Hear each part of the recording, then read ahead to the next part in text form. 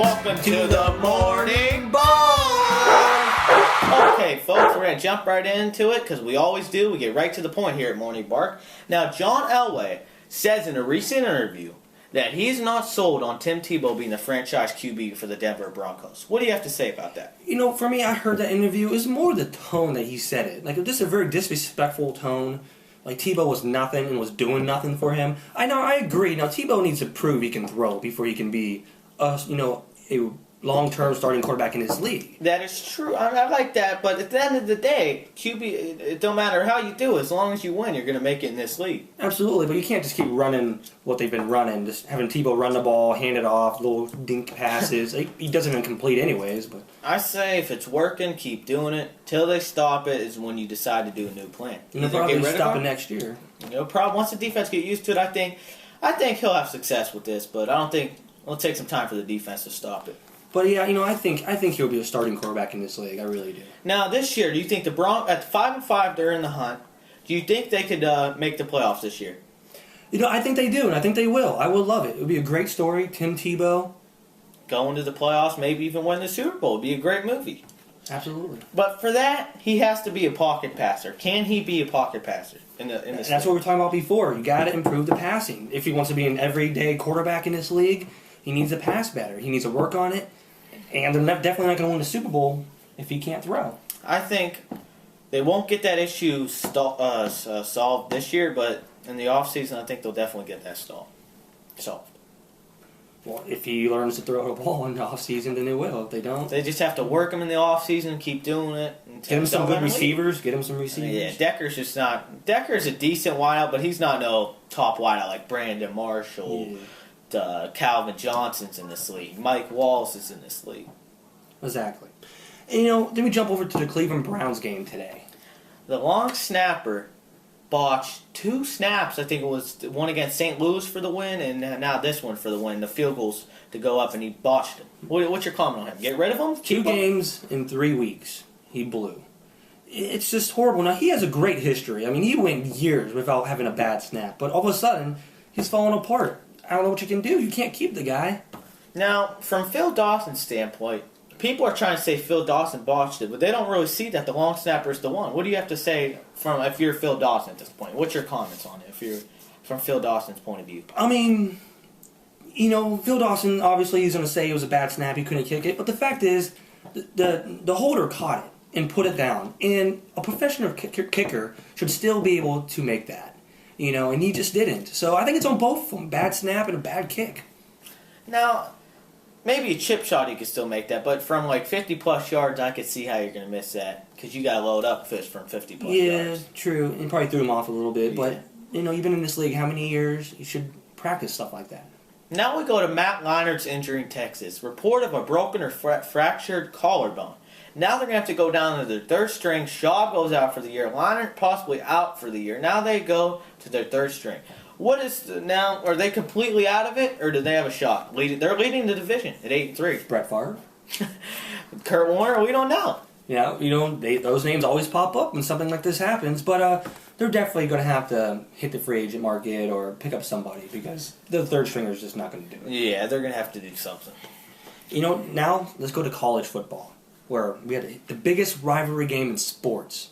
Ohio State University versus the Michigan Wolverines.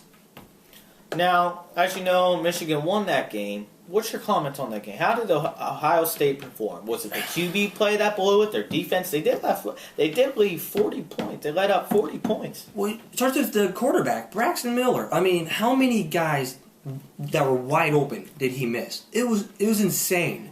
Going back to the other games, I would always complain about how they never threw the ball. The Ohio State offense never threw the ball. Now I see why. I completely understand why they never did. Now, was Ohio State just that bad, or was Michigan that good? Ohio State scored 34 points. I mean, usually that's enough to win a football game, Well, I'm not giving much credit to the Wolverines. Now, they won. Congratulations. But we're looking at a 6-6 Ohio State team. That's true. Denard Robinson did play elite, though. He was playing elite at an elite level. Yeah, running back. I mean, this is another guy. Tebow has the ability to throw the ball. Robinson doesn't. He's going to be nothing in the next And level. here's what I hate at these college levels. they have these guys like Denard Robinson.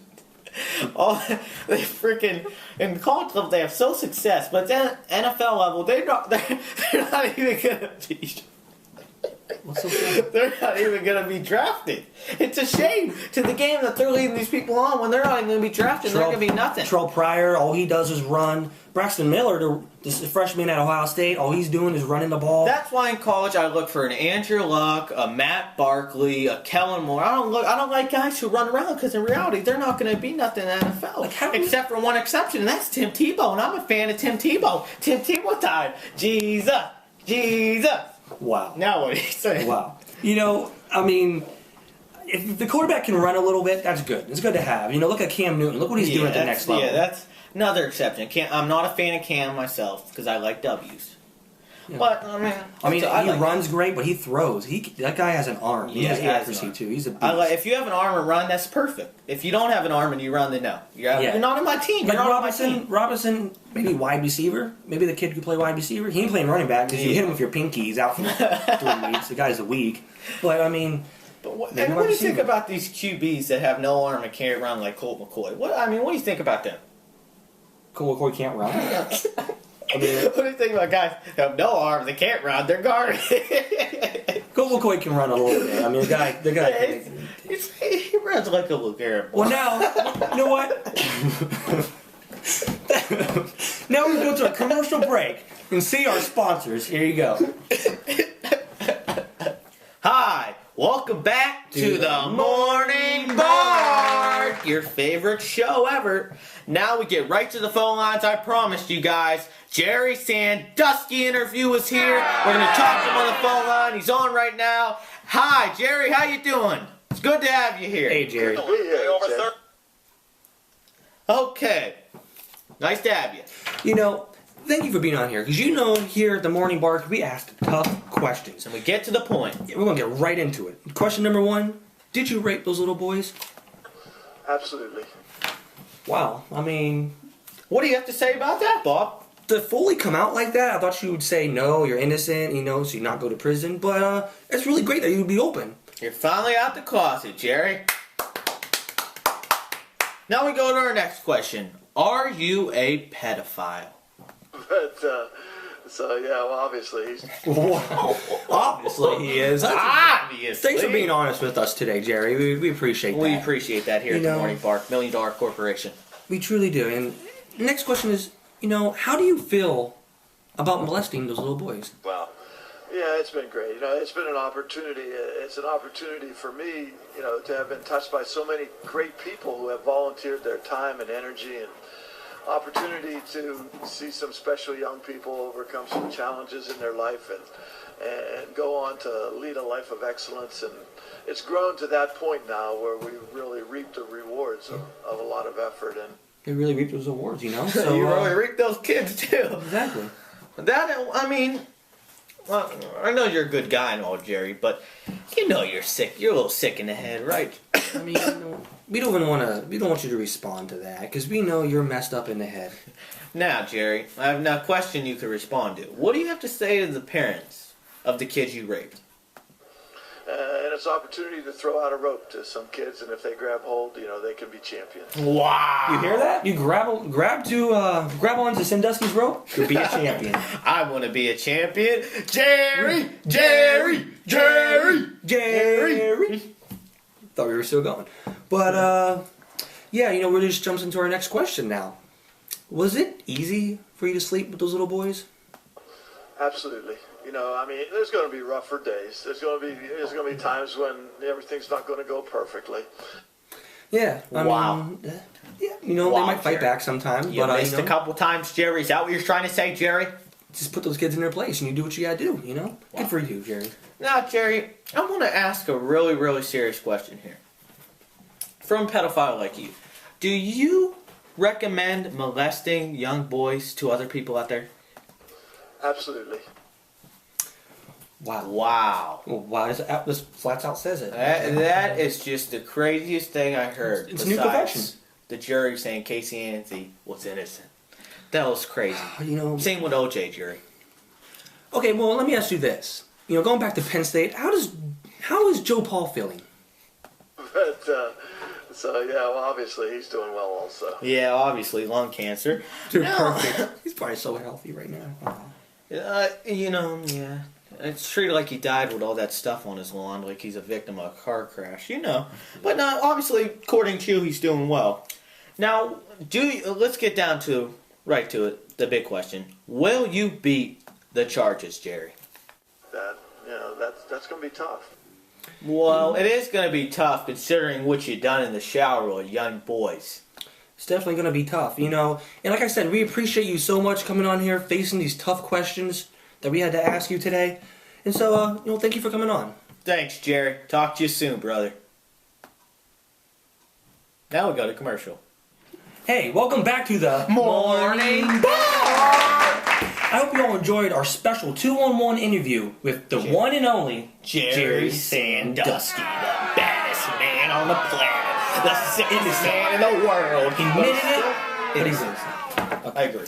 But now we're going to jump into our first topic, which is long hair in the NFL. Long hair, don't care. You will when it's going down your skull. Long hair, don't care. You don't have long hair. I will shortly. That's my business. My business only. Anyways, do you think it should be pulled? Well, I have really, truly mixed emotions about this. I think if you're going straight for the hair, that should be illegal. But if you're wrapping them up, and then maybe you need the little extra pull to wrap them up, I think that. But I think this topic will get more controversy if it is in the playoffs or maybe the Super Bowl. I see what you mean. Right now, I don't see it. Yeah, I see what you mean, but why not put it in a ponytail or put it up in your helmet? If you have it hanging out, why not pull it if it means stopping the team from scoring a touchdown? What I don't understand is this long hair the style, or what is this? They got dread. Some is dread. Some is just curly, little stupid, like Troy Polamalu. I know. By the way, Troy, I will run you over 1v1. Contact my email. I will find you. Exactly, or Twitter, But that's the thing. Troy Polamalu, he looks horrible. Like it's all poofy. It's just bad. And it really goes into our next topic that you got. It does. Anyway, like you said, though, I was just kidding around there. Community page, to TD celebrations here. What do you think about touchdown celebrations? College, NFL. We'll start with NFL, though. In the NFL, Stevie Johnson scored a touchdown against the New York Jets. And this is pretty funny, that's why I'm laughing. He shot himself, he was acting like he was shooting himself in the leg like Plaxico, and then he went into the wings. So he knocked them both out with one punch. He went right to the wings like that. What do you think, that? Appropriate, inappropriate, hilarious, not funny? What do you think? I think it's hilarious. Plexio Burress is such a screw up, and to mock him, it's hilarious. And then he mocks Antonio Holmes / Taylor Wiggins. Megan Wiggins. But anyways, it was hilarious. I loved it. Something's on his mind. And it definitely needs to be in the NFL. It makes it entertaining. Now, what do you think about the college? Like they're eating all this stuff. Like Michigan, the quarterback Robinson from Michigan was caught on camera doing the whole eating thing on the sidelines. What do you think about that? Well, I think it's pretty stupid, honestly. Think of something original. Think of something that comes from your head, not his head, your head, her head, Michigan, Jesus' head. In Michigan has looked horrible over the last quite a few years, and this is a chance for them to really bring some respect back to the college. They finally beat Ohio State. What's it been, 7 years? Yeah. Exactly. Like over almost 3,000 days or something like that, And to do like that makes you look classless, And stuck on Michigan here. What do you think about Denard Robinson? What do you think about his play? Do you think he's a great QB? Will he go to the NFL? Will he have success? Or what do you think? No. If he plays in the NFL, maybe wide receiver. But the guy can't throw. He can only run. What really grinds my gears is all these college players that run around. Sometimes they throw. They really often run. I mean, why are they so successful in college? But they really have no future in the NFL. They're nothing. They're nothing. They're going to throw. And if you're not being taught how to throw in college, you're not going to know how to do it. There is one exception. That is Tim Tebow. But Jesus, thank you, Jesus. And then at our next topic, NBA lockout is over. About time. Now the season is a 66-game schedule. It starts December 25th. Can't be a greater Christmas present than a triple header on Christmas. Absolutely. Now we're all from Cleveland here, and we're big Cleveland fans. And we're from Youngstown, but everyone in Ohio says they're from Cleveland. So we're going to start with the Cavaliers. What's your season projections? They got Kyrie Irving, the #1 pick in the draft. Finally, they did something right. I definitely think they're going to have a solid season. Like you said, 66-game season. So I think, I only think they're going to win in the area of 20 to 30 games. I do, which is a much improvement on last season. But I don't think they're going to make the playoffs or anything. Now, do you think the Cavs took the right choice there? I do. They definitely needed a point guard. Baron Davis is not the future, obviously. This guy, he's kind of like a Chris Paul. He can defend, he can pass, he can shoot for a high percentage, and he's going to do good things for them. But now, let's jump to my favorite team, not the Miami Heat. My projections for the Heat this year. I think they'll get bounced early. Repeat this. Early in the playoffs. Repeat it. I think LeBron will botch like he always does. Also, Chris Bosh will have a silent year. Okay, well now let's jump over to Monday Night Football! Between the New York Giants and the New Orleans Saints. Who you taking, I'm Paul? taking the Saints. They got Drew Brees, one of the best quarterbacks in the league. That's who I got. Well, I'm going with the New York Giants. Eli Manning proves he's an elite Q with the touchdown-interception ratio. One of the greatest pass rushes in the NFL. Ahmad Bradshaw, Brandon Jacobs, greatest 1-2 punch arguably. That's what I'm taking the Giants. But, anyways, that's our show, everybody. Now, don't forget to check out our website, morningbark.weebly.com. Also, follow us on Twitter at morningbark, capital M, capital B. Also, rare offer here. Our next follower, we have 2 right now. Our third one will receive a special gift from ours truly. Exactly. So, folks, I want you to think about Jerry Sandusky tonight and proof why he's bad or good. And you leave it on our Twitter, and we might actually reveal it on our show next week. Or you send us a counter video about what you think of Sandusky. So stay tuned to next week, and have a great day, fellas!